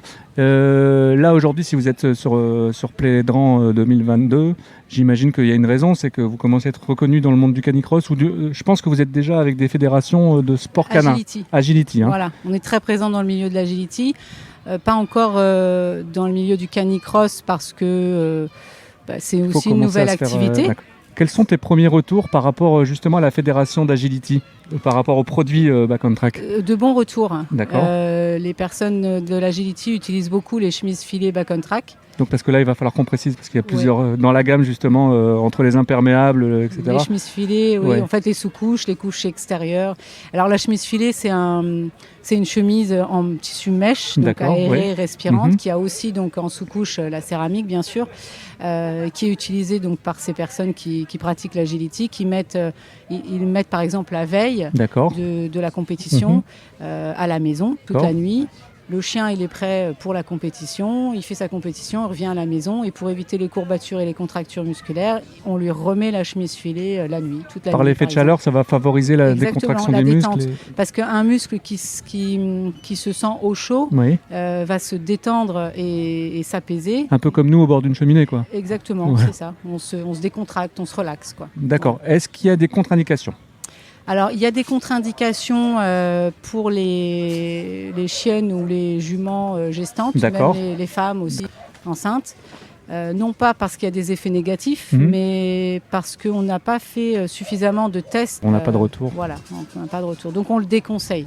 Donc aujourd'hui, quels sont tes premiers... Est-ce que tu as eu des retours déjà par rapport à des canicrosseurs que tu avais rencontrés sur d'autres compétitions ? Alors sur d'autres non, puisque nous, Back on Track France, c'est la première compétition qu'on fait. Mais par rapport à tes... Oui, les clients, etc. Oui, bien sûr, de bons retours. Et même sur la compétition là, qui a commencé, nous on a rencontré les personnes mercredi, on a déjà des canicrosseurs. Canicrosseurs qui sont venus et oui, on a déjà des retours positifs, quoi. Comme quoi que le chien avait récupéré plus vite, il était plus détendu. Alors chez nous, on a des termes un peu plus techniques dans les chevaux où on dit le cheval se délie. D'accord. Voilà, et c'est un peu pareil pour le chien aussi. Le chien se délie. Voilà, c'est ça. Alors, c'est pas un hasard parce que moi je connais quand même plutôt pas mal la marque Back on Track et je l'ai essayé sur mon chien. Pour tout te dire, donc moi je suis en berger allemand, donc c'est des chiens, tu sais, qui peuvent être assez fragiles au niveau du dos. De l'arrière. J'ai testé et j'avoue que c'est assez magique, je peux le dire à mes auditeurs, parce que cet effet de chaleur, comme tu dis, est très rapide. Oui. On l'a essayé également dans un canicross dans le Nord sur un braque de Weimar, avec l'un de mes collègues qui courait en même temps que moi je tenais le stand. La récupération a été d'une rapidité déconcertante. On a même été surpris nous-mêmes et je valide. Pour les personnes qui voudraient en savoir un petit peu plus sur les produits, est-ce que tu as un site internet? Est-ce que tu as un Instagram? Dis-moi un petit peu comment on peut... On a un Facebook Back on Track France, on a un Instagram Back on Track et après c'est www.backontrack.fr. D'accord. Si quelqu'un veut vous contacter, soit à travers les réseaux sociaux parce qu'il a une question particulière par rapport à son chien ou même son cheval, si vous avez des auditeurs qui aiment les chevaux, vous êtes les bienvenus. Ça va être plus par Messenger, Back on Track France. D'accord. Par Facebook. Et ils peuvent s'attendre à avoir une réponse mail, de toute bien façon. sûr, tout à fait. Après, c'est france@backontrack.com. Ok, très bien. Bon, c'est bien noté. Est-ce que tu as d'autres choses à rajouter? Après, j'invite aussi les canicrosseurs à venir tester les produits Back on Track pour la gamme humaine. Parce que on a souvent aussi des problèmes de genoux. Oui, il faut penser aussi. Oui, voilà, le genou, les chevilles, le dos, le coude, les coudes, les cervicales. On a tous des problèmes les genoux musculaires, articulaires. Et voilà, ça fonctionne aussi très bien pour les humains. Et aussi, c'est ça que je voulais dire, le syndrome de Raynaud. le sang qui se glace dans les extrémités, la tête, les pieds, les mains. Et quand on marche, on a les doigts blancs, on va avoir les gants, ou même quand on promène son chien, on peut très bien mettre les gants back on track et on a moins mal aux doigts et froid aux doigts. D'accord, donc quand on est sur des températures plus froides... Plus négatives, oui, on peut utiliser nos produits. Donc ça sera bien pour la compétition de canicross en montagne. Exactement. Super. D'ailleurs, on sponsorise aussi un musher qui s'appelle Christian Perlis, qui a participé à la Grande Odyssée. Tout à fait. Donc il a été sponsorisé par Donc on peut peut-être aller acheter éventuellement un coup d'œil aussi sur son Insta tout à fait, Christian Perlis. Je remettrai le lien. Merci beaucoup de m'avoir consacré du temps parce que je sais que vous êtes quand même pas mal pris. Vous avez beaucoup de succès sur le stand, donc ça c'est génial. Et j'espère que ça va continuer comme ça. Et puis n'hésitez pas, chers auditeurs, à aller vous renseigner sur le site backontrack.fr. Voilà. Merci beaucoup. Merci. Donc nous sommes à présent avec Emmanuel Cotin, vétérinaire à Genêt à la clinique Saint-Roch, spécialisé dans le chien de sport. Merci Manu de m'avoir consacré du temps, je sais que ton planning est bien chargé. Emmanuel, tu es entre autres vétérinaire de la FSLC et la coordinatrice des vétérinaires durant la compétition de la Coupe du Monde de Plédran 2022. On peut te retrouver sur les compétitions telles que les courses de chiens de traîneau, la Lécarode par exemple, le championnat du monde des chiens de traîneau, et aussi sur les championnats de recherche et ainsi que les concours d'obéissance. Comment en es-tu arrivé à devenir la vétérinaire de la FSLC, la Fédération des sports et loisirs canins ? Au fur et à mesure du temps, en s'impliquant dans les courses, au niveau du trophée des montagnes, et du coup en remplissant les missions une à une, et au final, on m'a demandé d'intégrer cette commission et le comité directeur. Parce que là, tu étais sur la coordination, je crois, de tous les vétérinaires qui étaient présents. Ouais. C'est ça. Toi, à titre personnel, je crois que tu pratiques également le canicross et le trail en plus. Oui, c'est ça, aussi. Donc, tu connais bien ce sport-là. Est-ce qu'il y a une formation spécifique pour devenir vétérinaire en chien de sport ? En fait, oui, il y a plein de petites formations, de modules, de congrès, mais après c'est beaucoup d'implication personnelle sur son temps libre en fait. Oui, alors on peut même appeler ça l'abnégation à ce niveau-là. Et c'était quoi votre rôle en tant que staff vétérinaire pendant la compétition ? Alors, il y a eu la première partie qui consistait à coordonner tous les protocoles vaccinaux de toutes les nations, parce qu'en fait, on n'est pas tous touchés par les mêmes. Les chiens n'étaient pas tous touchés par les mêmes pathologies et donc pas forcément vaccinés de la même façon.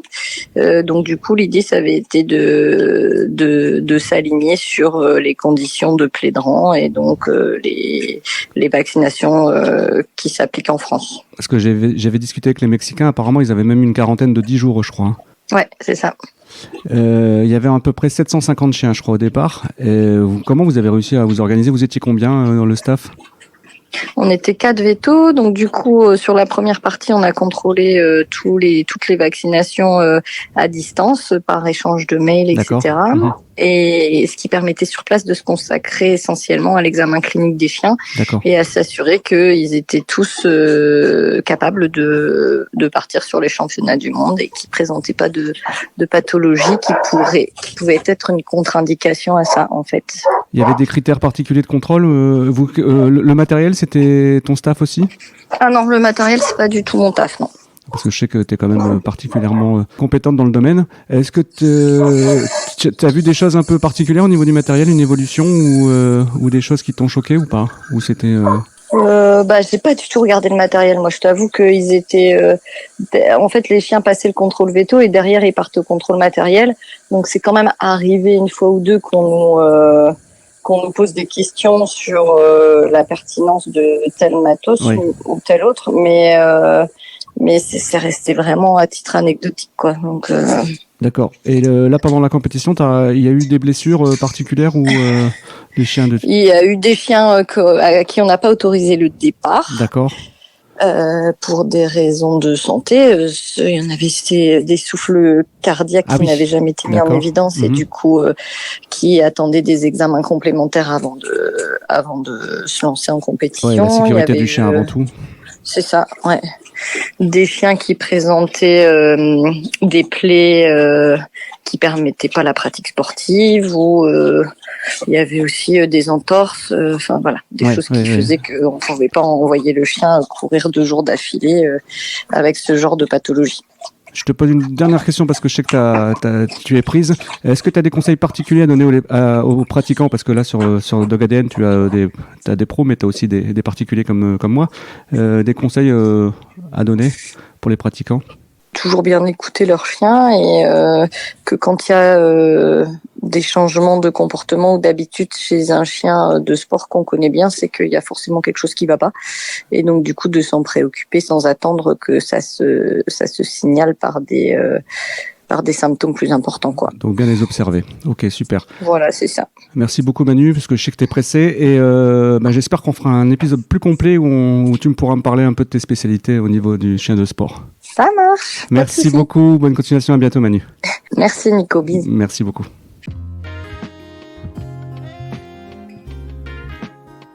Alors nous avons la chance d'être avec Gaylor Collet, qui n'est autre que le président du club Canicross Bresse, et qui, avec l'aide de son équipe, ont été l'instigateur de toute l'organisation de cette Coupe du Monde de Plédran. Ils ont fait un travail extraordinaire, digne des plus grands. J'ai cru comprendre, j'ai cru entendre, Gaylor, que toi-même tu avais été sélectionné pour cette Coupe du Monde. Oui, c'est vrai qu'au championnat de France, malgré un état de fatigue assez avancé, une préparation qui n'était pas vraiment une préparation, j'ai pas trop le temps de m'entraîner avec mon chien, mais on a réussi à faire une belle perf. On avait fait 10e au championnat fédéral, et ce qui nous permettait de nous sélectionner, mais on pouvait pas jouer sur 2 tableaux. Les championnats du monde à moi, c'était vraiment l'organisation. Et tu t'es sacrifié pour l'organisation quand même. Oui, mais c'est un projet qu'on a mené depuis 5 ans, donc la partie sportive était vraiment au second plan. Tout à fait. T'as pas un moment ressenti une émotion en te disant j'aurais bien aimé quand même juste voir ce que ça fait de courir avec tout ce monde autour, là, tout ce public?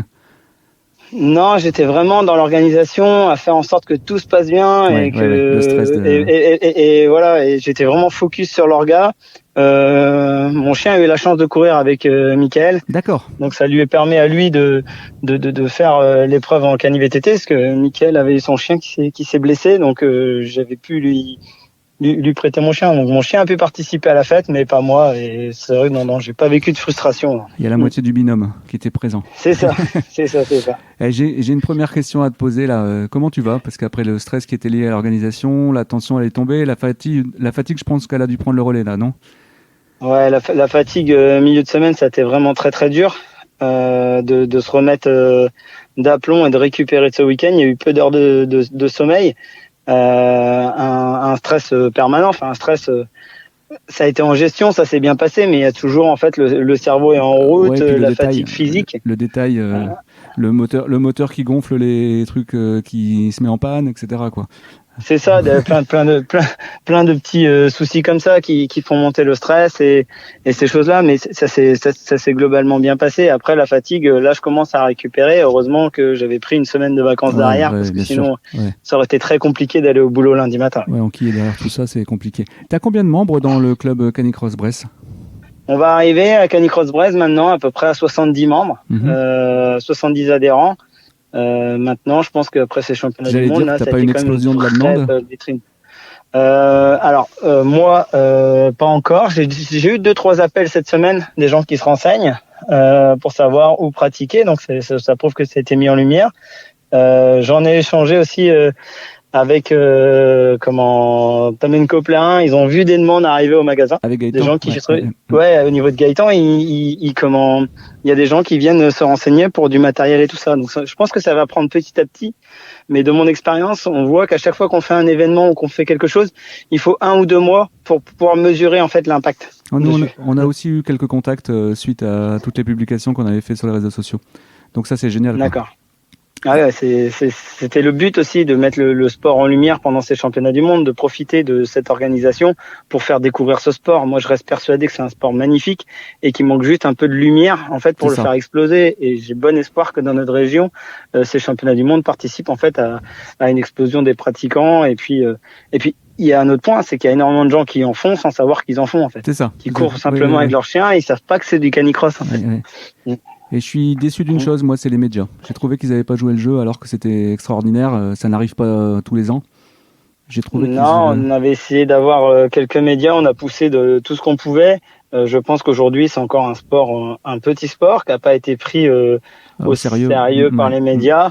Maintenant, nous, je pense qu'aujourd'hui, certains doivent s'en mordre les doigts. Quand on voit les retours qu'il y a sur l'agglomération Bréochine, tout ce qui se dit partout, comme quoi ça a été une belle fête et une belle réussite, ils seront pour la prochaine fois. J'ai entendu aucune critique, je te le dis tout de suite, aucune. Il y avait combien de nations et combien de participants ? Donc on avait 28 nations de représenter et 734 participants, je crois, de mémoire. Ouais. Et c'était vraiment, c'était chouette. C'était vraiment ce week-end, c'était vraiment la fête du canicross. C'est vraiment ça. Même autour de ça, tu as eu le défilé des nations, c'était génial. Enfin, moi, je me suis éclaté. Vous avez organisé un fest-noz. On a pu découvrir l'identité qui est vachement forte, je trouve, en Bretagne. Il y avait les groupes Digresque, Tito et Stern, si je ne m'abuse, qui étaient... Titom et Stern. Pardon, c'était génial. Et vous savez recevoir en Bretagne quand même. C'est ça. En fait, l'idée, il fallait que ce soit une fête et de le lancer de la plus belle des manières. On avait tout millimétré, on avait travaillé dur pour tout programmer et que tout fonctionne comme on le souhaitait. Ça s'est déroulé qu'une chose, il y a deux choses qu'on pouvait pas maîtriser. C'était la météo. Oui, tout à fait. On a une météo de dingue quand il fallait. Mais elle s'est mise avec nous, ouais.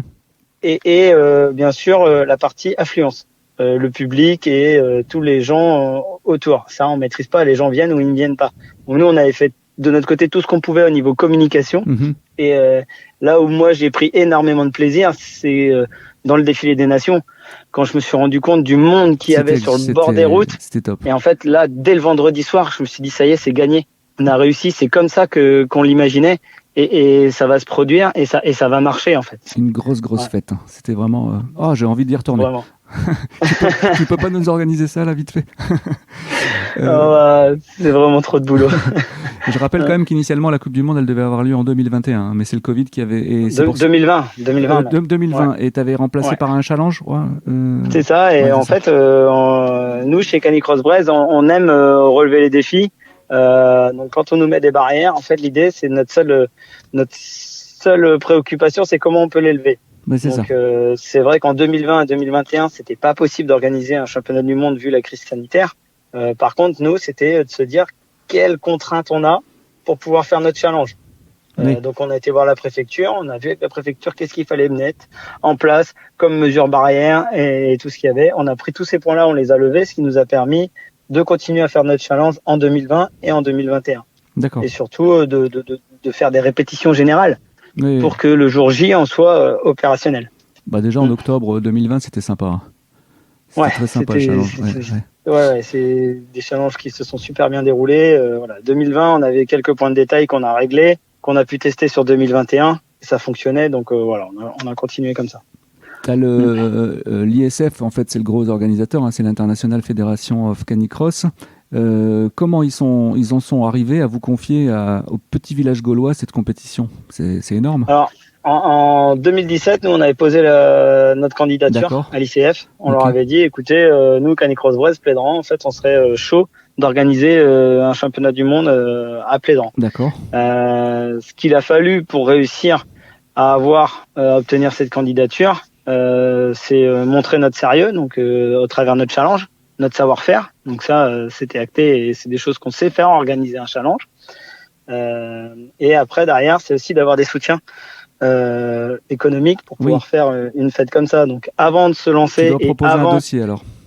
C'est ça, proposer un dossier de candidature qui était appuyé. Nous, avant de poser notre candidature, on était clair et net. On avait été voir les collectivités, que ce soit la région Bretagne, le département des Côtes-d'Armor et Saint-Brieuc agglomération et la mairie. D'accord. En fait, on était tous en phase pour se dire, OK, on y va et on va le construire de telle manière. Ce qui nous a permis d'arriver avec un dossier auprès de la Fédé et de leur montrer, voilà ce que nous on a et avec qui on va le faire. Voilà nos principaux partenaires. Et partant de là, on avait déjà une base solide pour organiser un championnat du monde.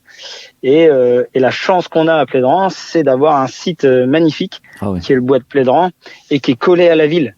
Alors, c'est pas quelque chose d'isolé en pleine nature où il faut tout construire. Donc il y a des infrastructures, il y a tout ce qu'il faut autour pour que ce soit une belle fête en fait. tout en restant sur place et en ayant quelque chose d'assez sympa, quoi. Et comment le maire, il était dans le projet global, on va citer son nom, Stéphane Briand, qui est un sacré personnage d'ailleurs. Je trouve qu'il était vraiment ouvert, on sentait qu'il était vraiment dans le projet. Il t'a aidé aussi?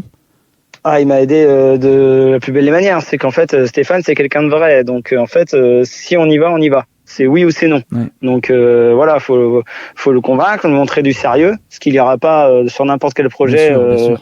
Sans avoir des choses, des garanties et du sérieux derrière. Donc ça, nous, on a une marque de fabrique, on essaie d'être très sérieux dans ce qu'on fait.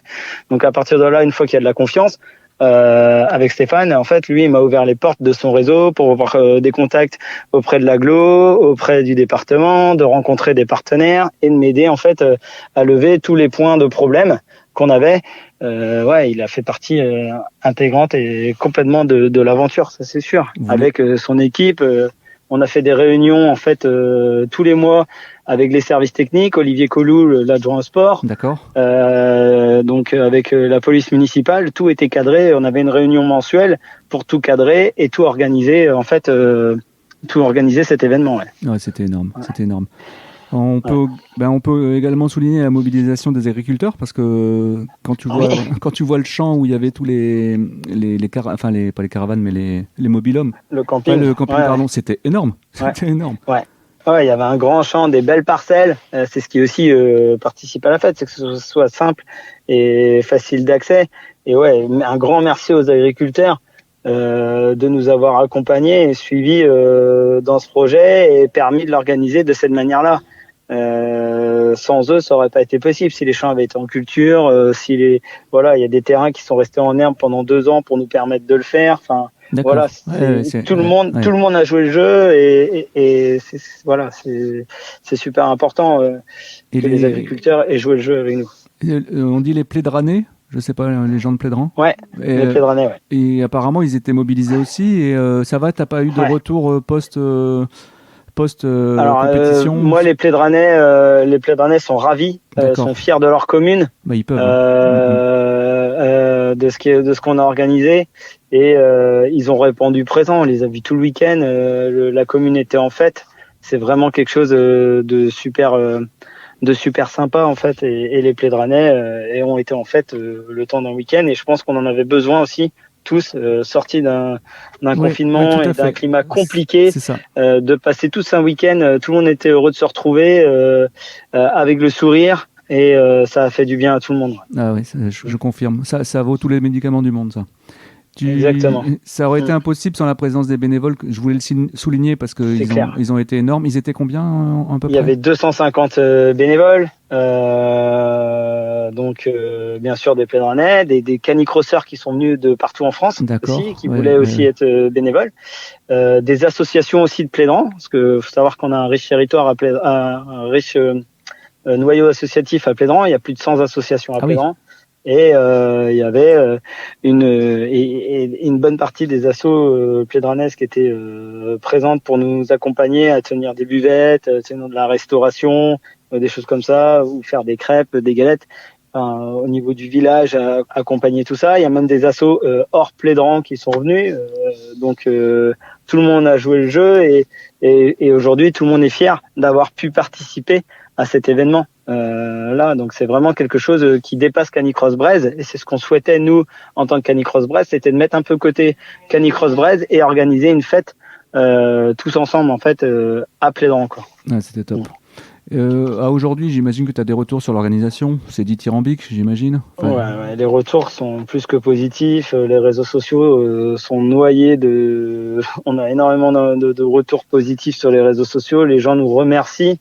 Et ils sont heureux d'avoir pu assister à cet événement. Et ce qui est génial, il y a même des gens qui n'étaient pas présents qui nous remercient aussi. Donc ça a été quelque chose d'assez magique quand même. Tout au long de la compétition, c'était filmé en live. Ça, j'ai trouvé ça génial. Ouais. Et moi, j'ai fait suivre le lien sur Facebook, Insta, tout ça. Est-ce que tu sais si on peut les revoir en replay?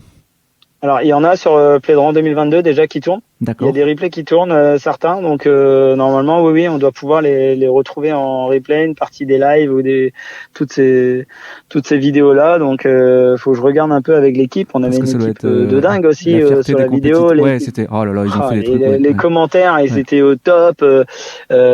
Toute l'équipe, les caméramans au top aussi. Enfin, tout le monde a joué le jeu et c'était vraiment...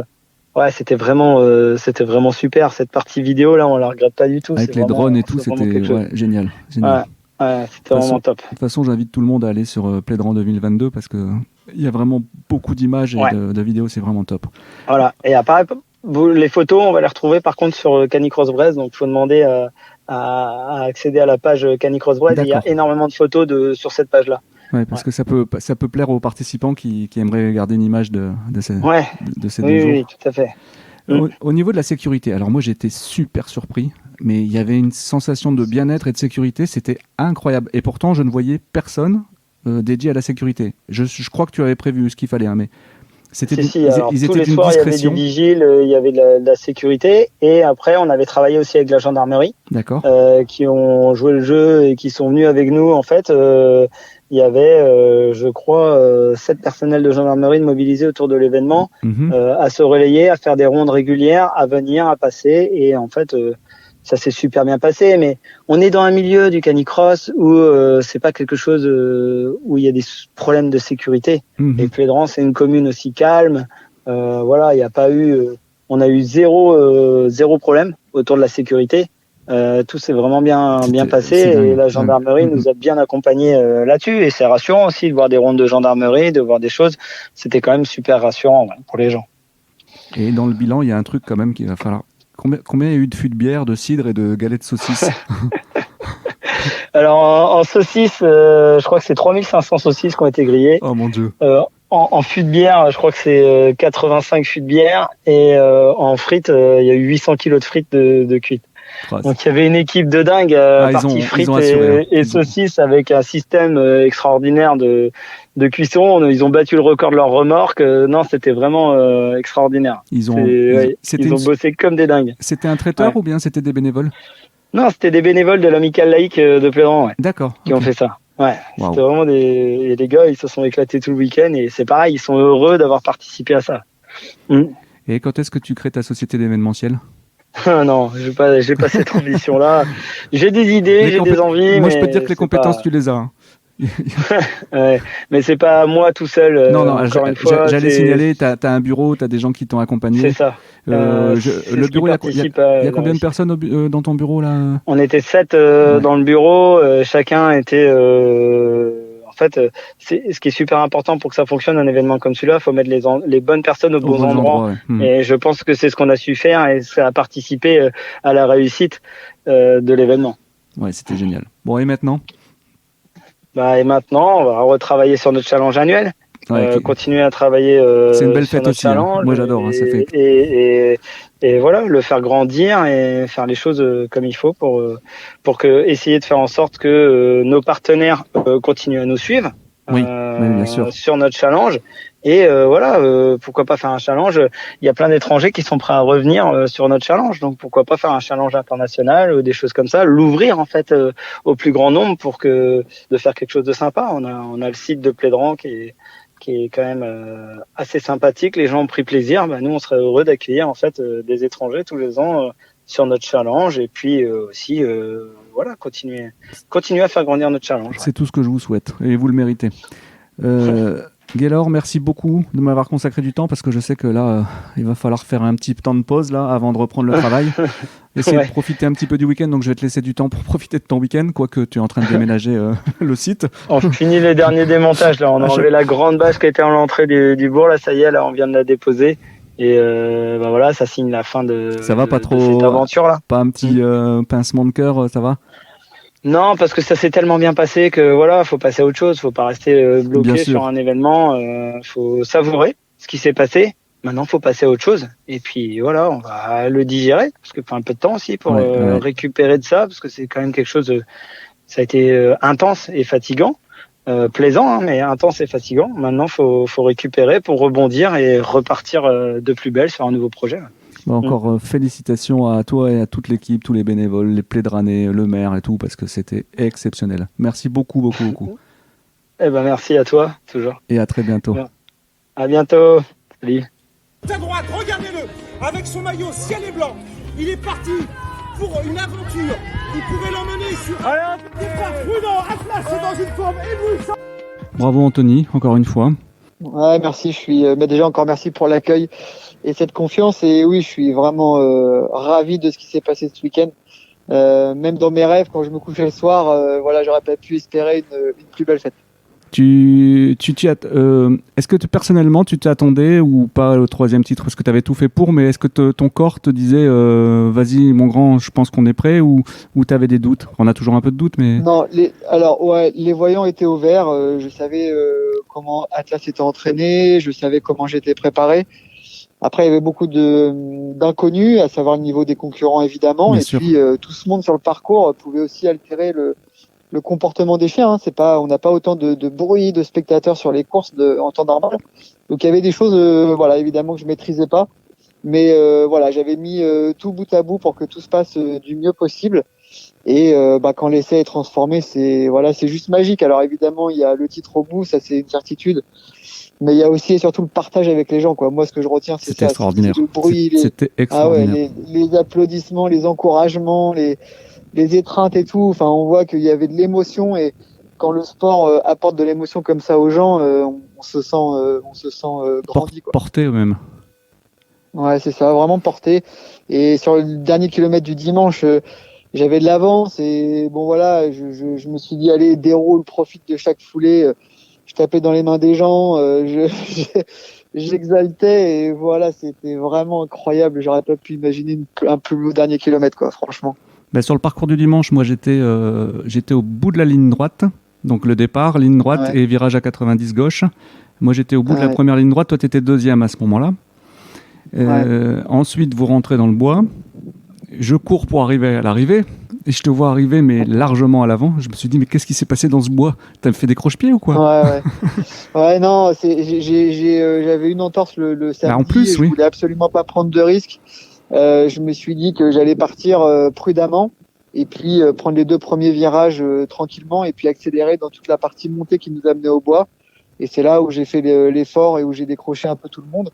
Et puis dès que j'ai vu que j'avais 10-15 secondes d'avance, j'ai temporisé, j'ai voulu vraiment poser ma foulée derrière Atlas, sentir son souffle, son effort, et pas faire un contre-la-montre comme j'avais fait la veille pour m'arracher jusqu'au dernier mètre. Et voilà, donc la stratégie a bien marché, même si il y a le chien du Tchèque dans le premier virage qui m'a fauché, et je sais pas comment j'ai fait pour rester sur mes 2 pieds. Debout, mais je suis resté debout, et voilà, c'était l'essentiel. Mais je voulais absolument pas tomber, et je voulais surtout pas que ma cheville parte et faire une blessure qui m'aurait empêché de terminer, surtout, quoi. C'était ça. En plus, si je dis pas de bêtises, c'était la première compétition officielle pour Atlas. C'est ça, c'était sa 2e. On avait fait le fédéral juste d'accord, en octobre. C'est ça, il avait vraiment très peu d'expérience finalement dans ce milieu-là. Donc tu vois, le fédéral c'était fin avril. Fin avril. Ça, là on est fin mai, donc il y avait cet aspect-là quand même qui était un peu pas évident à gérer.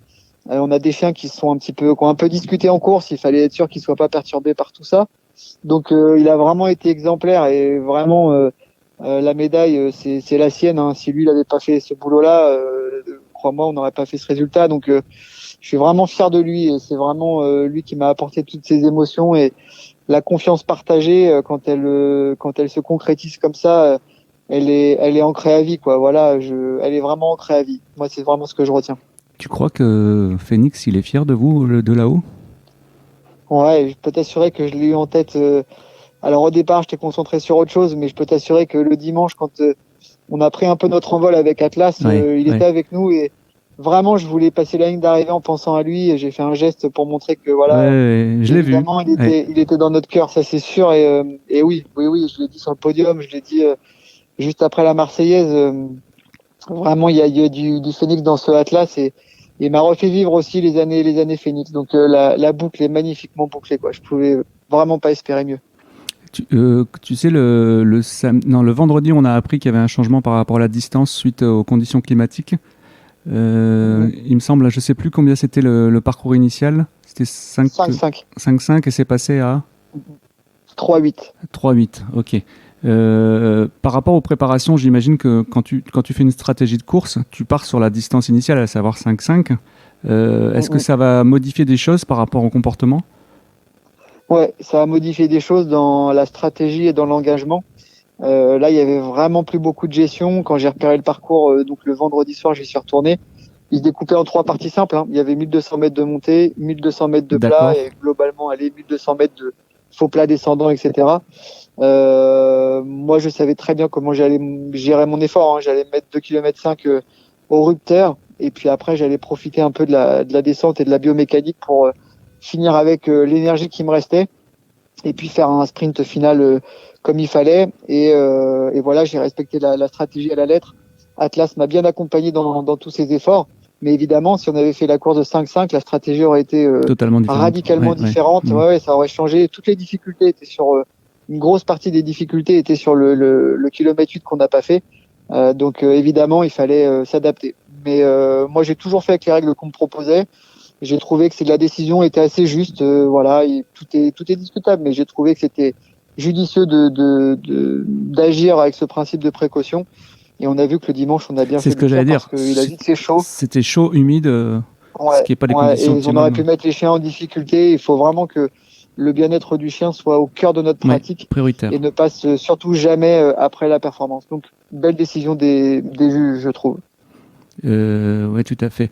Est-ce qu'on peut trouver, tu sais, toutes les courses étaient en live par rapport à Plédran 2022. Tu sais si on peut retrouver les courses parce que j'ai pas. Alors, je crois que sur l'application, je ne voudrais pas dire de bêtises, mais j'ai beaucoup de personnes qui m'ont suivi sur leur télé via l'application. Donc, ça doit être Plédran 2022, je crois, mais je ne veux pas dire de bêtises. Je vais demander à Gaylor. Je pense qu'il doit y avoir des replays de dispo. Ouais. Moi, j'étais. J'en ai encore les frissons. C'est l'ovation que tu as eue à ton arrivée. Dans quel état émotionnel on est dans ces circonstances-là? Parce que moi, j'ai jamais connu ça. Enfin, ça doit être extraordinaire. Non, c'est juste fou de sortir porté comme ça. Et moi, qui suis quelqu'un d'assez introverti, en temps normal, j'ai lâché les émotions, j'ai lâché le doute, j'ai lâché le stress. J'ai voulu communier avec les gens qui étaient là. C'était dingue, quoi. Je me serais pris pour, je sais pas moi, Raphaël Nadal ou Ronaldo sur un terrain de foot. C'était trop bon. Ça doit être galvanisant. Ouais, ça galvanise et puis ça dure jamais assez longtemps. Et voilà, moi, c'était vraiment cette communion avec les gens que je venais aussi chercher pour ma dernière course à ce niveau-là. Et j'ai vraiment eu un magnifique cadeau. Donc, c'est vrai que si les gens nous écoutent là, vraiment un grand merci à tout le monde, quoi. Ils vont écouter parce que figure-toi qu'on a eu quand même beaucoup d'abonnements suite à Plédran. On sent, c'est cool. On sent qu'il y a vraiment une véritable passion autour du canicross, ce que je peux comprendre parce que moi je suis devenu un vrai passionné. Enfin, j'étais déjà, mais là c'est encore pire, je crois maintenant. Est-ce que tu réalises ta performance avec quelques jours de recul plus qu'au moment à l'instant T? Non, je dois être franc avec toi. Je vais pas faire le mec. Un titre c'est bien, 2 titres voilà. Mais globalement, je retiens plus les émotions et la fête qui a gravité autour d'Atlas et moi sur cette course du dimanche et cette façon dont on quitte la scène internationale plus que le titre en lui-même. C'est ça. Évidemment que j'en suis ravi, évidemment que j'ai travaillé pour ça, évidemment que j'en suis fier, évidemment que ça va me marquer. Mais voilà, moi je retiens vraiment toutes ces émotions-là et puis je sais par expérience après mes titres européens et mondiaux qu'il faut aller une dizaine de jours pour une fois que l'émotion est redescendue pour dire ok, c'est bon, on l'a fait et c'est dans la poche à vie, quoi. Bon, la médaille elle est déjà dans le couloir, elle est déjà affichée. Elle est trop belle. Quand je monte me coucher le soir, elle est magnifique. Elle est trop belle. Et voilà, donc c'est déjà ancré dans le cœur et dans les murs. J'ai une magnifique petite vidéo qui est très courte de toi et Atlas à l'arrivée, juste avant que je crois que c'est tu devais t'interviewer à la caméra et tu prends Atlas dans le drapeau bleu blanc rouge et tu fais un gros câlin et ça c'est vraiment cet esprit-là. J'espère qu'on va le conserver le plus possible. Ouais, moi je me voyais pas passer cette ligne sans lui démontrer tout ça. Il a vraiment été courageux. C'est vraiment un effort qui est difficile, on prend du plaisir, mais il y a une certaine violence dans l'effort quand même. Oui, tout à fait, c'est court et intense. Ouais, c'est ça. plus le samedi que le dimanche, parce que le dimanche, je te dis, on a savouré, mais voilà, et c'est mon partenaire, et ça, ce genre de course-là, ça crée des liens à vie maintenant. On a créé un souvenir, on a créé quelque chose d'indélébile, et voilà, et ça va rester gravé. Au moment où je te parle, il est assis juste à côté de moi, j'ai ma main droite qui le touche. Voilà, on est liés, donc évidemment que je lui rends hommage et que je lui dédie cette victoire, elle est aussi et surtout la sienne. Voilà, et puis après il y a eu toutes les treintes avec mes potes, ma famille, mes enfants. Voilà. C'était extraordinaire. Hein. C'était extraordinaire. C'est juste magique, quoi. Je veux dire, et je l'ai dit sur le podium, je suis un homme comblé, je suis un homme chanceux. Alors la chance, ça se provoque, mais l'émotion, elle n'est belle que si elle est partagée. Donc juste là, le fait d'en parler, tu vois, c'est faire revivre et perdurer encore un peu ce moment, quoi. D'autant plus que nous, on n'a pas pu venir au podium parce qu'on devait ranger le stand. Et ça nous a... on était totalement frustrés, donc je regarderai ça en vidéo. Je suis sûr qu'il y a des vidéos un petit peu partout. Mais bon, il n'y aura pas l'émotion du live, en fait. Non. Et je t'assure, moi, j'avais beaucoup d'amis canadiens, mexicains, etc. Ils ont tous repris l'hymne français. C'était génial, ça. Donc, c'était cool. Et puis, on sentait que les gens voulaient pas nous laisser partir comme ça. Ils voulaient vraiment, célébrer à la fois... la carrière et puis la course, et voilà, on s'est fait un super beau cadeau, voilà, et Atlas, ça je lui en suis vraiment reconnaissant. Mais quelle fête, hein, quelle fête. Je crois qu'on doit remercier vraiment le staff de Canicross Bretz là, et les bénévoles, parce que sans eux la fête n'aurait pas pu exister. Ils ont fait... C'est quand même dingue, 250 bénévoles. Moi je passe la ligne, Gaylor vient et je le prends dans mes bras et je lui dis voilà, merci pour ce jubilé, merci pour ce beau cadeau, quoi. C'était voilà, je me serais pas vu finir sur une course à l'étranger avec beaucoup moins d'engouement. Là, c'était juste faramineux, quoi. Toutes les planètes étaient alignées, en fait. T'as l'impression que tout était fait pour que ça soit une réussite. Ouais, mais je le sentais, tu vois, dans mon fort intérieur. Je suis quelqu'un qui est très intuitif et qui se fie pas mal aux signes. Aussi, je suis pas non, je comprends ce que tu veux dire. à fond là-dedans, mais des petits détails, et à chaque fois que j'ai eu mes titres mondiaux, il y a eu des signes qui se sont manifestés, et là je le sentais bien. Moi j'étais zen, j'avais pas de pression, et pourtant j'aurais pu en avoir. Il y avait ma gueule partout sur la course, je voulais pas décevoir les gens.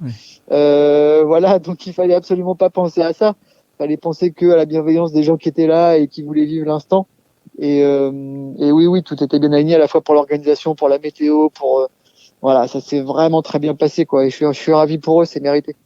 On en a parlé un petit peu juste avant de commencer l'interview, là, mais tu as été super dispo pendant toute la compétition, tu as réservé des séances d'autographes, tu as toujours un petit mot pour les gens qui viennent vers toi. Ça, on ne trouve pas dans les autres sports. Comment tu fais pour être autant disponible ? Tu as des clones ? Non, j'ai pas de clone, j'ai juste de l'amour pour mon sport et les gens.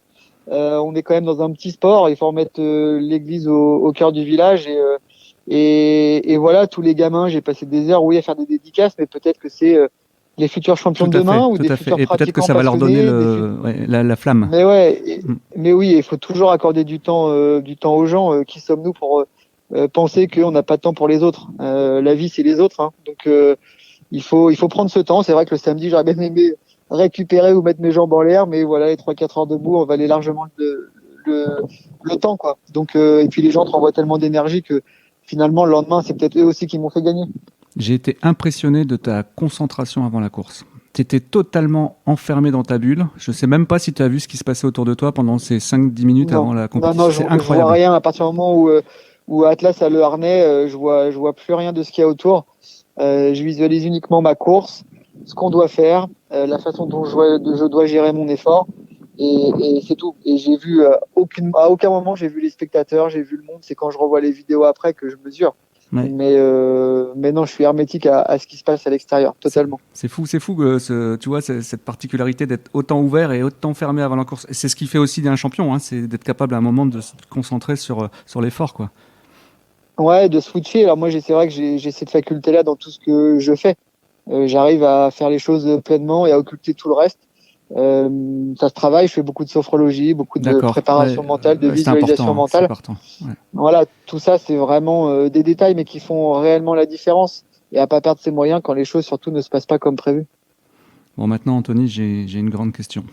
Et qu'est-ce qu'on fait maintenant ? Qu'est-ce qu'on fait maintenant?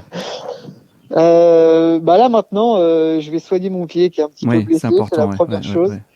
Et puis savourer, j'ai pas mal de sollicitations, donc je vais répondre à tout ça évidemment. Et puis j'ai énormément de projets avec mes partenaires dans la création d'événementiels. Le sport sera toujours évidemment au cœur de mon quotidien avec mes chiens, même si je serai plus sur les compétitions internationales. Et puis il y a quand même des belles courses en France que j'aimerais aller honorer. Alors peut-être pas avec le niveau que j'avais avant, mais honorer les courses et les organisations. Dis-moi que tu seras là. Continuer à œuvrer pour mon sport. Dis-moi que tu seras là le 5 juin à Arleux.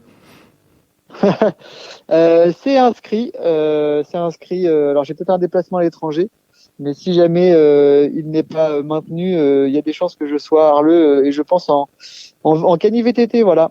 Cool. Pourquoi pas faire cette course-là. Voilà. Moi j'ai hâte de faire un stage avec toi en cani VTT parce que j'adorerais essayer.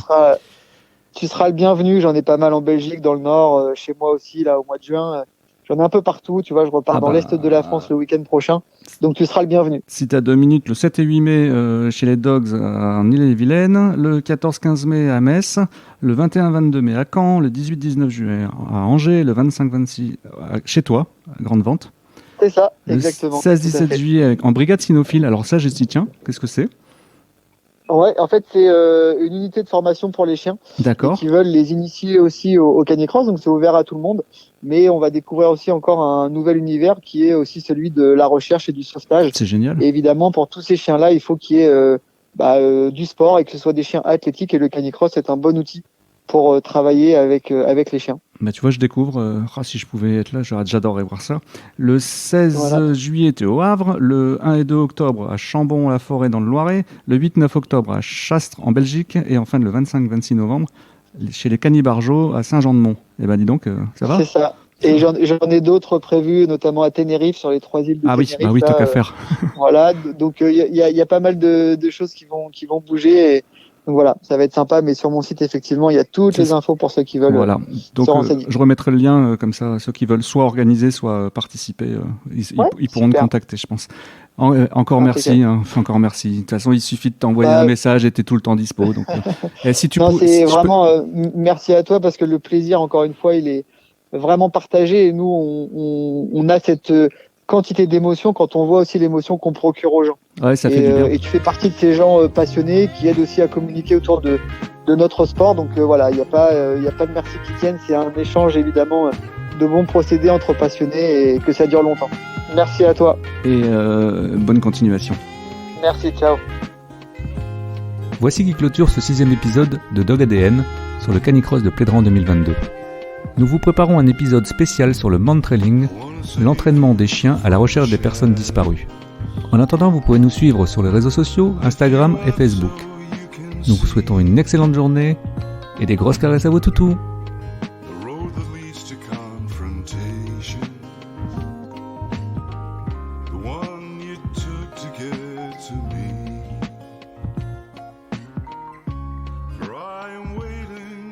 sentence